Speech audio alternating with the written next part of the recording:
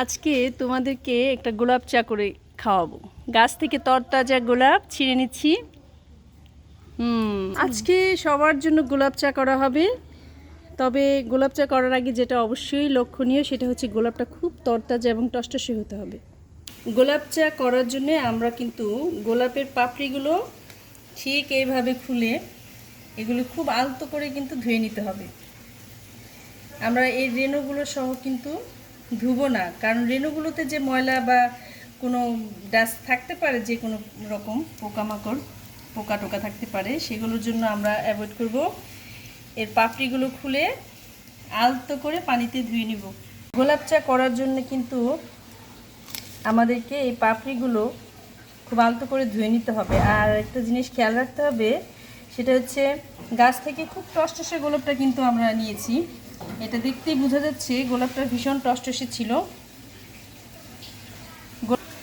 গোলাপটা ফুল হয়ে ফোটার দিন অথবা ফোটার পরের দিন কিন্তু আপনারা চা করে খেতে পারেন। গোলাপ চা কিন্তু খুবই টেস্টি এবং এটা খুব দামি একটা চা। এত এক্সপেন্সিভ একটা চা আপনাদেরকে খুব কম মূল্যে দেখাবো। আর চাটা ঢালতে ঢালতে তখন কিন্তু এই গোলাপ চায়ের পুষ্টিগুণটা সম্পর্কেও আপনাদেরকে একটু বলে দিব। আপনাদের আগ্রহটা, গোলাপ চায়ের প্রতি আগ্রহটা কিন্তু বহুগুণে বেড়ে যাবে। এবার এটা আমরা চুলায় দিয়ে দিব। পাপড়িটা খুব ভালো করে ফুটিয়ে এর কালার এবং ফ্লেমটা আমরা পুরোটা বের করে দেব।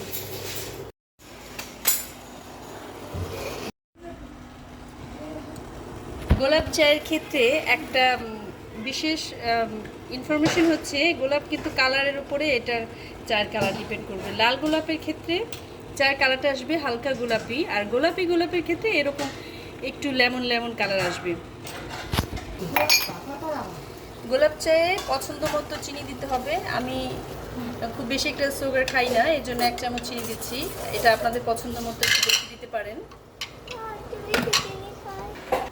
আমি কিন্তু এখানে যার যার রুচির উপর ডিপেন্ড করে। আমার চাটা একটু হালকা লেমন লেমন কালার হবে, এই জন্য নিচের প্লেটটা কিন্তু আমি একটু লেমন কালার প্লেট নিয়েছি।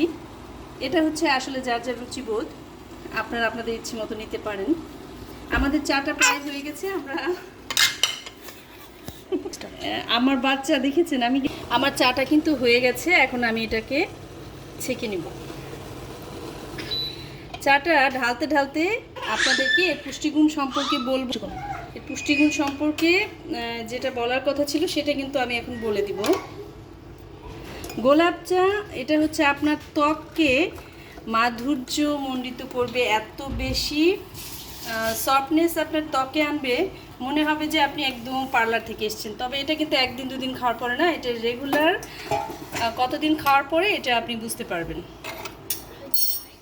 সুতরাং আর দেরি নয়, এখন থেকে আপনার যত কালারের যত ধরনের গোলাপ রয়েছে সব ধরনের গোলাপ দিয়ে গোলাপ চা টেস্ট করুন, আর ত্বক পরীক্ষা করুন যে ত্বকের কতটা সফটনেস এসছে। একটু টেস্ট করে দেখি। বিসমিল্লাহ। আসলে এটা আসলে খুব খুব মজা, আপনারা অবশ্যই টেস্ট করে দেখুন। খুব মজা হয়েছে। ওকে, একটু টেস্ট করে দেখো গোলাপ চাটা কেমন হলো। প্লেট সহ ধরো। বিসমিল্লাহ।